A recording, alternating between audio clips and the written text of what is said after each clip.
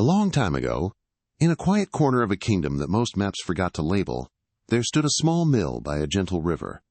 The water wheel turned slowly, humming with the soft, steady rhythm of a place where not much changed and not much needed to. The air tasted of grain and warm wood, and the dusty sunlight that filtered through the mill's cracked beams gave everything a golden glow, though not the sort of gold anyone could spend or trade. It was simply the gold of an ordinary life. Inside that humble mill lived a man who took great comfort in stories, particularly his own. He liked to embellish, exaggerate, and stretch truths until they barely resembled themselves. It wasn't out of malice, it was simply who he was. He wanted to be impressive, to be noticed, to be remembered for something other than steady hands and flour-caked trousers. This miller, for all his big words, had a daughter as unlike him as river water is unlike fire. She was quiet, thoughtful, and gentle in her movements, as though she respected the air she disturbed by walking through it. She had a serenity that others found calming, without ever fully understanding why. She listened more than she spoke, and when she did speak, her words carried a kind of softness, like the hush that settles on a room just after a candle is blown out.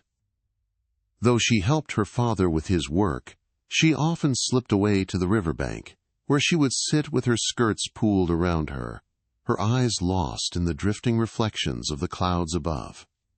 She enjoyed quiet places, quiet hours, quiet thoughts.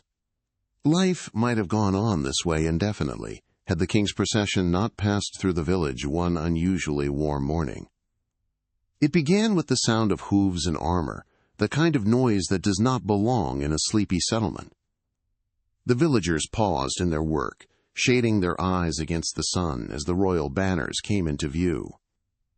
The miller, who always wished to be closer to the center of things, saw an opportunity wrapped in velvet and gold. Without a moment's hesitation or a single thought for caution, he hurried into the road, waving his arms until the procession halted. The king, a stern man with eyes that assessed everything with the same cold calculation he applied to coin, glanced down at the miller. He asked, with a tone that suggested impatience, what the meaning of this interruption was. And that was the moment it happened.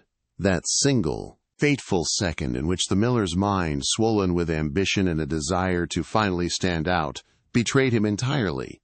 He began to boast. He praised his mill. He praised his daughter. He praised himself. But none of these things captured the king's interest.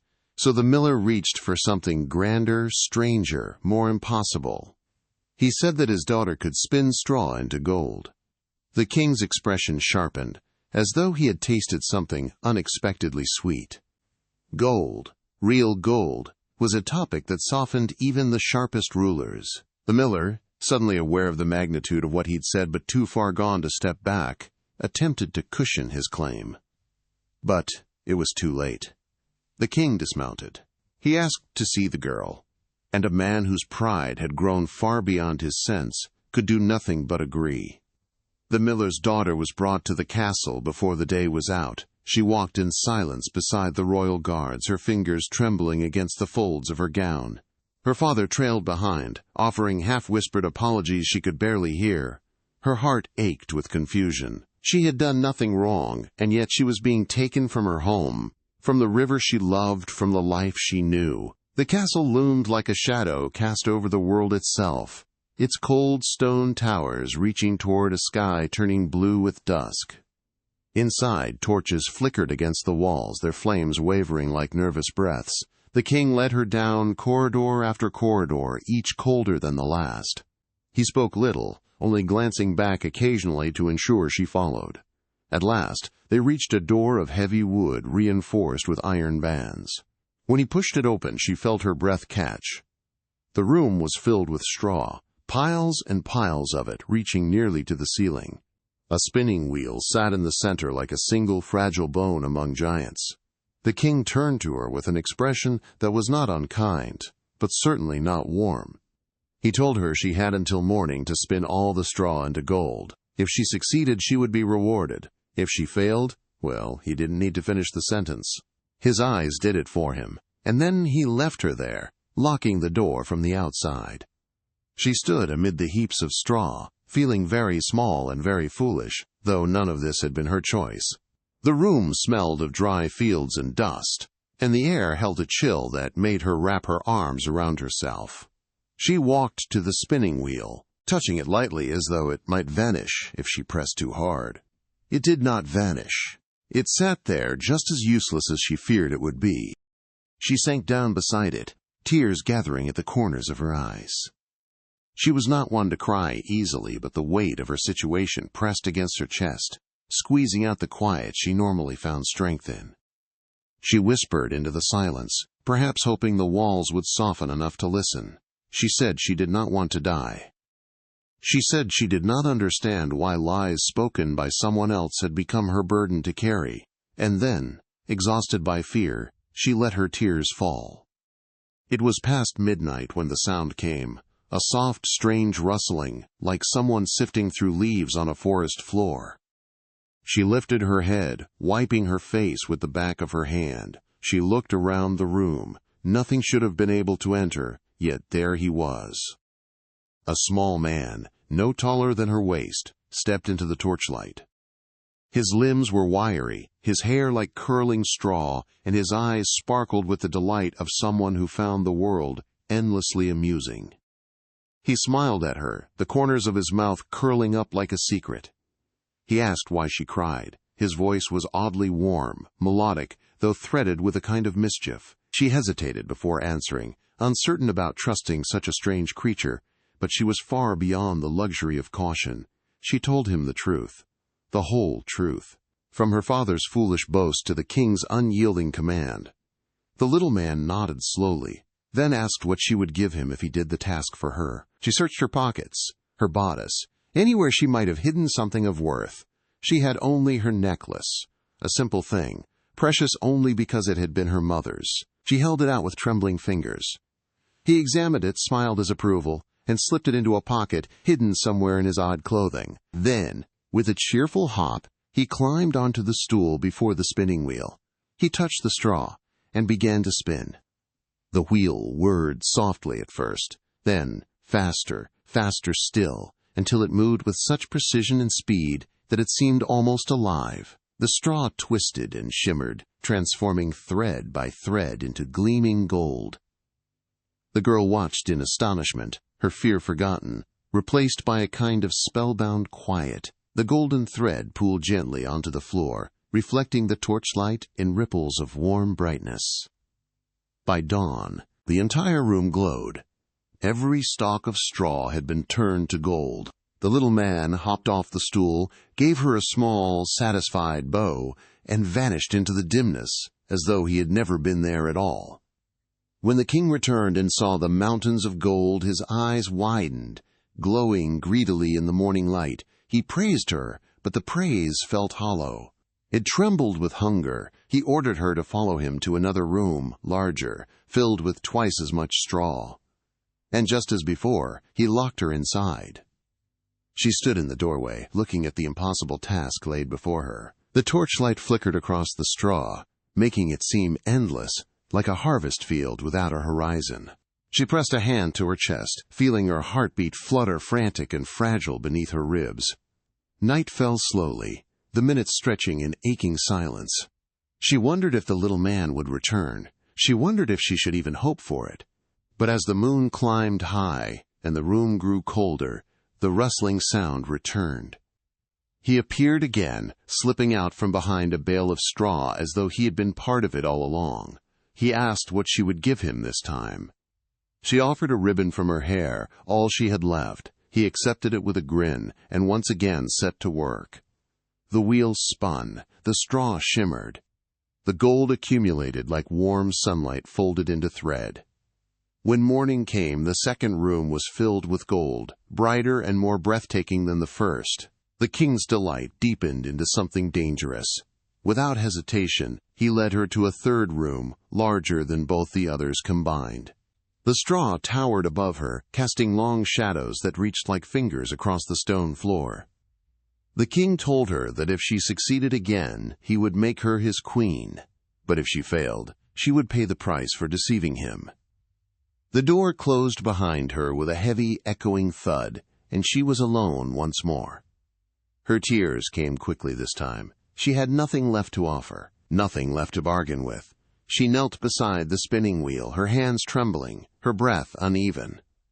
Hours passed. Then, as she knew he would, the little man appeared, his strange smile softening when he saw her despair. She told him she had nothing to give, nothing but herself, and a life she had not yet lived. He tapped his chin thoughtfully, then asked for the promise of her firstborn child. She recoiled at first, the thought terrifying, but the alternative, death, pressed down on her like a weight of stone. With a heart heavy and mind clouded by fear, she agreed. The little man accepted her promise with satisfaction and began to spin. Gold filled the room once more, glowing with an otherworldly beauty she could not bring herself to admire. And when dawn broke, the king found her there amid the shimmering heaps, exhausted, hollow, and bound by a promise she prayed she would never have to keep. The days that followed passed in a kind of soft, bewildering haze. The girl who had once sat quietly by the river now found herself surrounded by courtiers, servants, and the rustle of heavy silks. The king, true to his word, announced that she would become his queen. He called her gifted. He called her miraculous. He called her the jewel of his kingdom. But he never asked how she had done what she did, nor did he ever seem to feel curiosity about the fear that still lingered in her eyes. She tried to carry herself with grace, though her heart remained heavy. The memory of her promise to the strange little man tugged at her like an invisible thread. She pushed the thought away, hoping, needing, to believe he would never return, that perhaps magic, such as his drifted like morning mist, fading with the dawn. Her wedding was a quiet affair, though quiet only in the sense that it passed over her like a dream. The castle was filled with music and the rich scent of feasts prepared in her honor. The guests wore colors as bright as gemstones. The king seemed pleased to show her off, placing her beside him as though she were another treasure to be displayed. Yet the queen herself felt distant from it all, her smile soft but fragile, her eyes wandering often to the windows and the world beyond. She wondered about the mill. She wondered about the river. She wondered if her father regretted the words that had set all this into motion. She forgave him silently, even if he would never know it. Months slipped by like silk through fingers. Her duties as queen became familiar, though she found much of it exhausting. She was expected to attend councils, offer blessings, greet visitors, and walk through the gardens with a regal composure she had never possessed before. Still, she learned. She adapted. Her gentle nature won the hearts of many. The people began to speak of her as a calming presence in the often severe halls of the castle. The king, for his part, was not unkind. He was demanding, yes, and ambitious. Ambition ran through him like a river that never slept, but he was not cruel. He valued her, or at least valued the idea of her, though sometimes she sensed that he valued the gold she had made just a little more. He rarely spoke of it aloud, but she often caught him glancing at the treasury, as though remembering the shine of those golden threads. Time passed. Seasons turned. Snow fell gently against the high castle windows, covering the world in a soft, quiet hush. It was during one of these snow-covered evenings that the queen realized her life was about to change again. She was with child. The news spread through the castle like a warm breeze through winter air. The king was delighted, more delighted than she had ever seen him. The court buzzed with excitement. The servants whispered joyfully, and even the guards seemed to walk with lighter steps. But deep within the queen's heart, beneath the joy and the wonder, lay a thread of cold fear.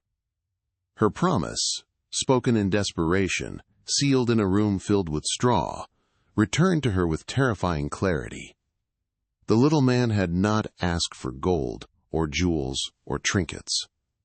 He had taken her word, and she had given it freely.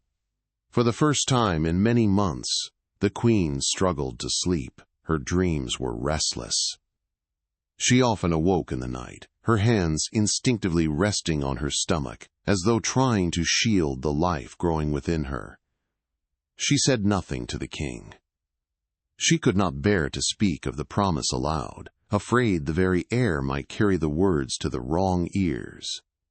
As her belly grew round, so too did her dread. She found moments of comfort when the baby kicked softly, or when she sat by the fire feeling its warmth on her skin, but the fear never left her entirely. Still, she carried herself with serenity, aware that her child deserved calm rather than sorrow.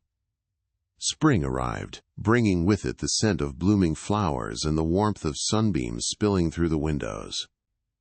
The queen gave birth in the early hours of a gentle morning, the sky just beginning to glow with the first blush of dawn. Her child was healthy, perfect, with small hands that curled around her finger, as though holding on to a promise of safety.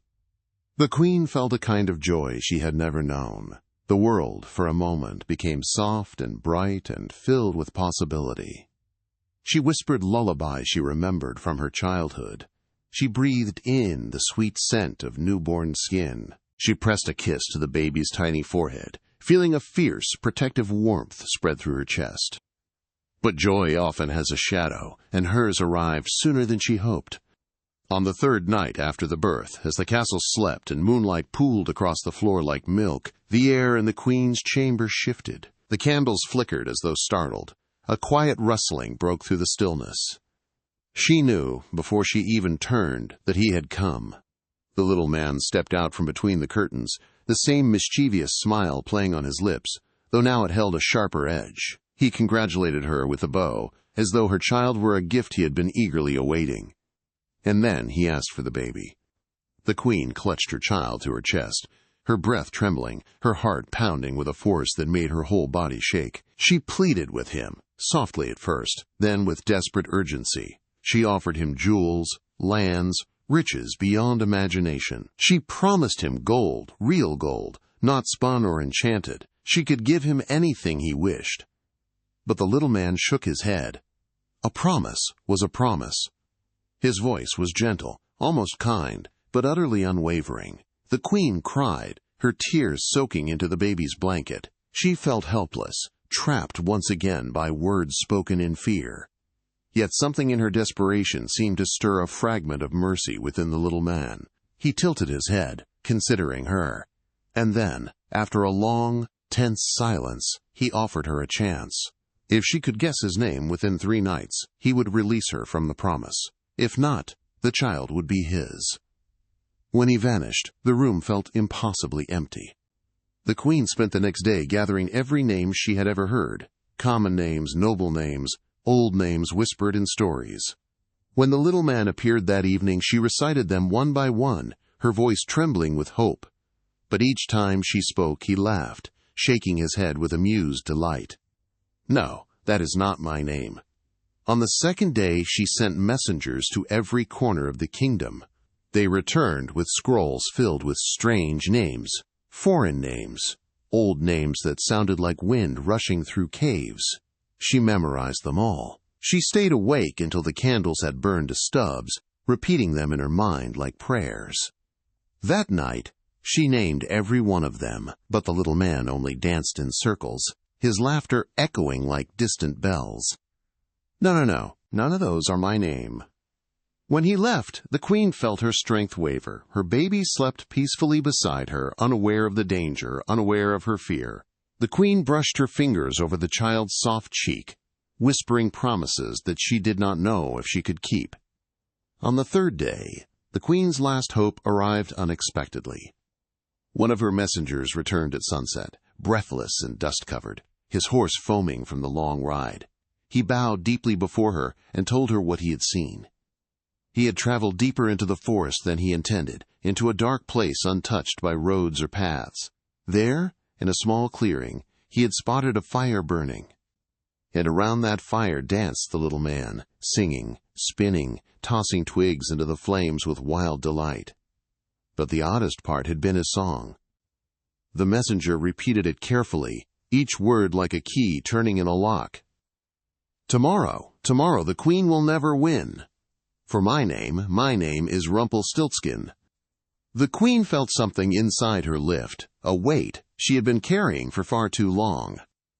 She dismissed the messenger with gratitude and held her child close, waiting for night to fall. When the little man appeared for the final time, he wore an expression of smug triumph. He asked if she had guessed his name. The queen took a breath, steadying her voice. She pretended to think, naming a few incorrect guesses at first. His grin widened. And then, with calm certainty, she spoke the name he had believed secret. Rumpelstiltskin. The room fell utterly silent. The little man's face contorted, shock twisting into fury so intense the very air seemed to shudder. He let out a cry, high, sharp, and trembling with rage. He stamped his foot so hard that the stones beneath him cracked like ice on a winter pond. He glared at her, eyes burning with a mixture of anger and something like fear. Then, with a jerking, contorted movement, he spun once, twice, and vanished into the darkness, his final howl echoing long after he had disappeared. The queen sagged with relief, clutching her child as tears of release and gratitude ran down her cheeks. She whispered soft thanks to the silent room, to the messenger, to whatever kind fate had placed that fire in the forest clearing. Her child was safe. Her promise was broken, and the strange little man, whatever he was, would trouble her no longer. Outside, the moon shone gently, the castle slept peacefully, and for the first time since she had stepped into the king's straw-filled room, the queen felt truly free. For several days after the little man vanished and his name dissolved into the darkness, the queen found herself moving through the castle as though she were learning to breathe again. There was a lightness inside her that felt almost unfamiliar, like the first warm day after a long winter, when you're not entirely sure if you can trust the sun. She watched her child sleep, the tiny chest rising and falling with steady peace. She touched the baby's fingers, marveling at their small perfection, and each time she did, she felt a quiet reassurance. This life was hers to keep, and no one, no creature of the shadows, no twisting of fate, was going to take that away. She said nothing of the ordeal to the king. It was not that she wished to deceive him. Rather, she sensed there were parts of her story that would never fit comfortably within the cold, practical lines of his mind. How could she explain the weight of a promise made in desperation, or the strange mixture of fear and gratitude she carried toward the little man who had saved her life and then tried to claim her child? Some things, she decided, were better held gently in the quiet space of her own memory. Days slipped into weeks, and the castle adjusted to life with the royal child. Servants bustled in and out of the nursery, soft songs floated down the halls, and the king moved with a new sense of certainty, as though having an heir had anchored his ambitions even more firmly to the future. The queen, however, felt herself drawn inward, not in sadness, but in reflection. Sometimes, late at night, when the corridors were still and only the distant hoot of an owl stirred the silence, she would rise from her bed and walk alone. Her footsteps softened by rugs and shadows, she would trace the paths she had walked as a frightened girl, led by a king down to rooms filled with straw. Those rooms were rarely used now, their doors closed, their torches unlit, but she remembered them clearly. She remembered the feeling of the spinning wheel beneath her fingers, cold and unfamiliar. She remembered the slow, building panic as she realized there was nothing she could do to save herself. And she remembered the strange, impossible relief of the little man's arrival, the way his magic had looked in the flickering torchlight as straw became gold. Sometimes she hated him. Sometimes she was grateful. Often, she simply accepted that he had been both salvation and danger, woven tightly together like threads in a single cloth. She thought of her father, too. One afternoon, as rain pattered gently against the tall windows, and the sky hung low and gray, the queen stood by the nursery cradle watching her baby sleep. The child's features were relaxed, untroubled, unaware of the story into which they had nearly been pulled. A memory rose in her mind. Her father's face the last time she had seen him clearly, lined with a mixture of pride, anxiety, and something like shame, though he had never named it. She realized she missed him. The castle was full of people, of sound, of responsibilities, but something in her longed for the slow creak of the mill wheel, the smell of flour dust, the gentle murmur of the river that had once been her companion, a longing for the ordinary world she had been pulled from, like a thread yanked from a familiar garment. One evening, as the sky blushed faintly with sunset, she approached the king in the council chamber. He was seated at a carved table scattered with maps and lists, his attention fixed on numbers and borders. She waited until he glanced up, then spoke in her usual soft tone. She asked if they might visit her old home, just for a short while. She wanted, she said, for their child to one day know where she came from, and for the people who had known her as a girl to see that she had not vanished into marble and gold. The king studied her for a long moment. His expression, as always, was difficult to read, somewhere between calculation and curiosity. Then, slowly, he nodded. Perhaps he thought it a harmless request. Perhaps he recognized that a queen rooted in her past might stand more firmly in her present. A week later, under a gentle clear sky, a small royal carriage rolled along the familiar road that led to the mill. The queen sat by the window, watching as the landscape unfolded, feeling her chest tighten with a strange mixture of nostalgia and nervousness.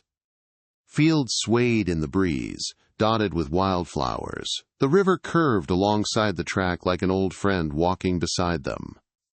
And there, finally, stood the mill, slightly more worn than she remembered, but still turning, still humming, still anchored to the earth in its quiet way.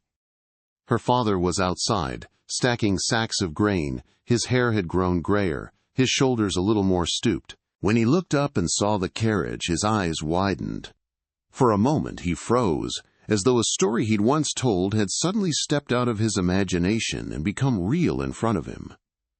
The queen stepped down slowly, her gown trailing softly against the ground. For a brief second, she felt foolish in the richness of her clothing, as though she had dressed for a role rather than a visit. But when her father recognized her, not as the queen but as his daughter, his face crumpled into something tender and aching. He rushed to her, then hesitated, uncertain if he should bow or embrace her. She closed the distance herself, wrapping her arms around him. He smelled of flour, dust, and the faint sweetness of grain. The familiar scent brought tears to her eyes. He apologized.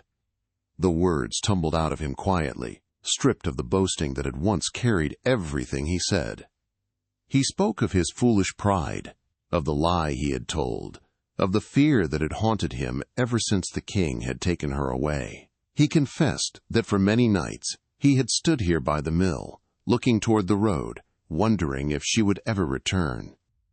The queen listened, her hand resting lightly on his arm. She told him she forgave him, that his mistake had nearly cost her everything, but it had also shown her the strength she did not know she had.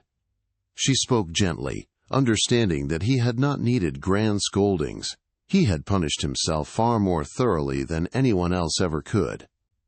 The king stood nearby, watching their reunion with a reserved expression. There was a hint of discomfort in his posture, as though he did not quite know where to place himself in this small, humble scene, but he said nothing to spoil it. The queen walked around the mill, her steps slow and thoughtful. She ran her fingers over the familiar wooden doorframe, now slightly more worn, and smiled faintly at the marks she and her father had left over the years. She walked down to the river and stood on its bank, listening to the water's soft, constant murmur. It sounded exactly as it had when she used to sit there alone, daydreaming about a future she had never imagined would look like this. Her child, too young to understand, slept in the carriage under the watchful eye of a nurse. The queen glanced back every so often, reassuring herself with the sight of the small, peaceful bundle. Her father asked, tentatively, about the stories he'd heard from distant whispers, that she had turned straw into gold, that she had saved the kingdom, that she had tamed magic itself, His eyes were wide and uncertain, as though he feared the answers and longed for them at the same time. The queen smiled gently and shook her head. She told him that not everything people say is true, and not everything that is true can be easily told. She said that what mattered most now was that they were both alive, both standing here in the soft light of afternoon, with the river still running and the wheel still turning. He nodded, accepting this, because he understood in his own way that some stories do not belong to everyone. They shared a simple meal together at a rough, wooden table, just as they had in the past. The queen's clothes were finer, her responsibilities greater, but as she laughed softly at one of her father's lighter comments, she felt the years fold in on themselves, bringing girlhood and queenship together in a single gentle moment. When at last she returned to the castle, there was a calmer sort of steadiness in her. She had touched the life that had existed before the gold, before the magic, before the bargains. She had reaffirmed that underneath the crown and between the lines of her new responsibilities, she was still herself. Her days settled into a new rhythm. She spent long hours with her child, whispering stories in a low, soothing voice, though never the full truth of her own.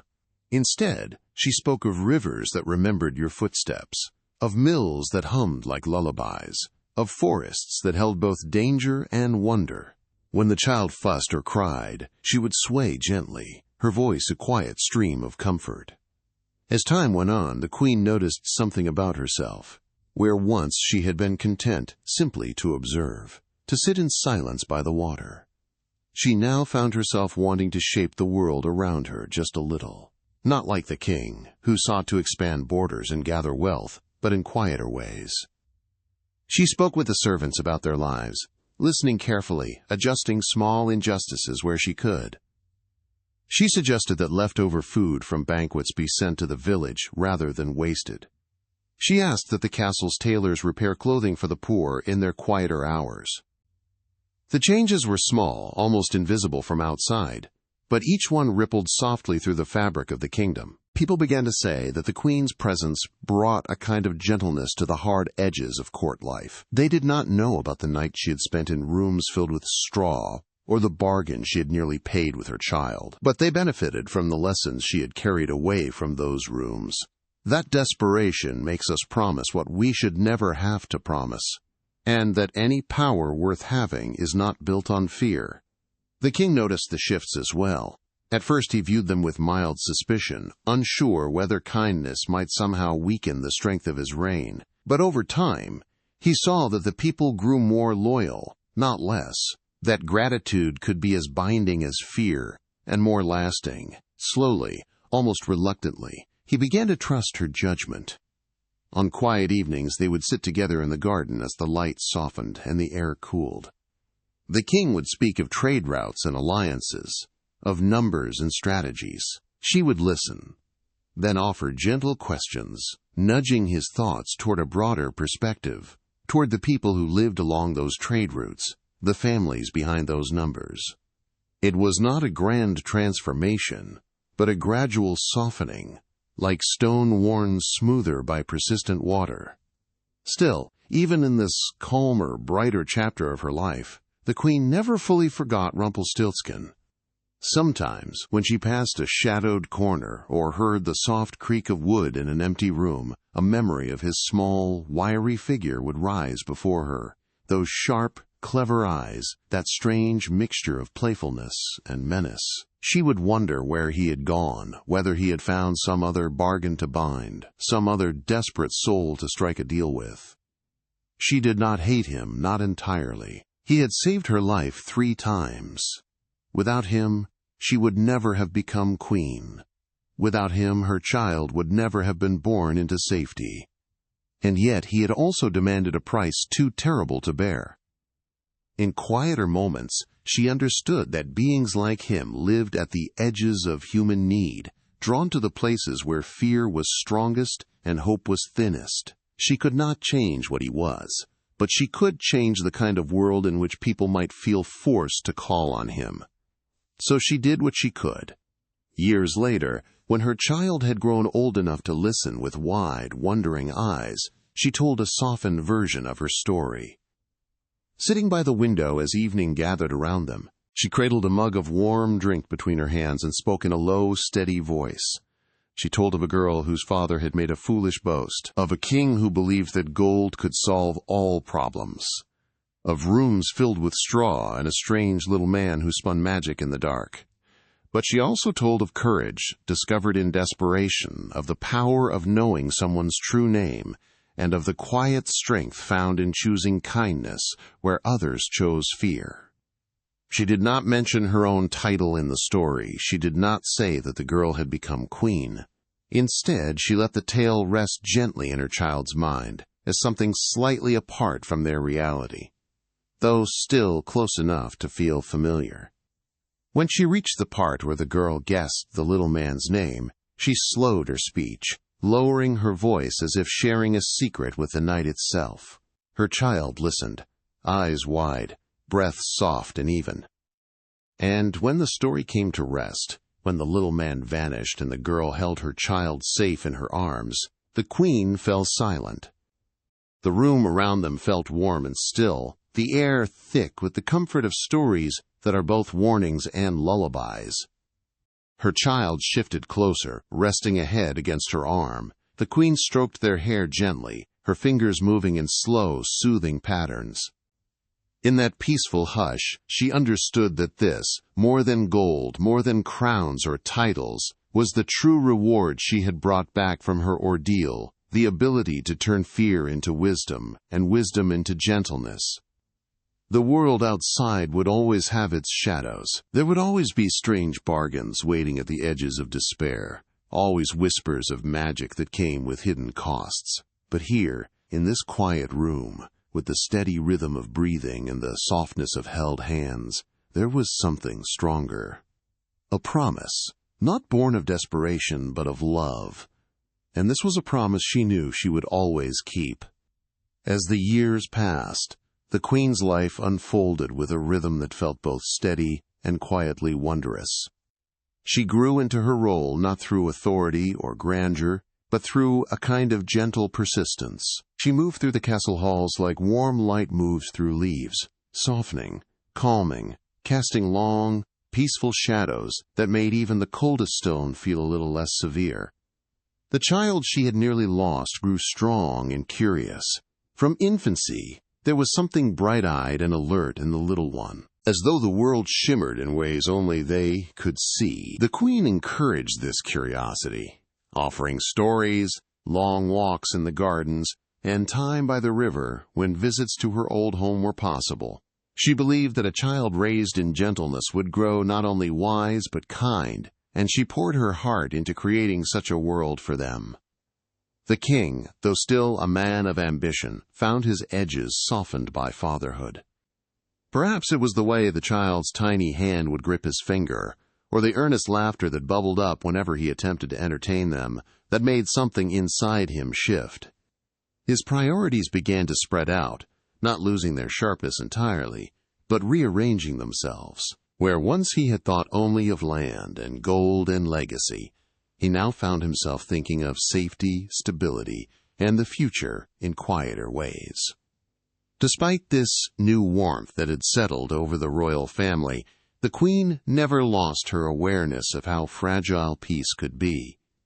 She understood that power was a wind that changed direction without warning, and that there were still people, beyond the castle walls, beyond even the borders of the kingdom, who lived close to desperation.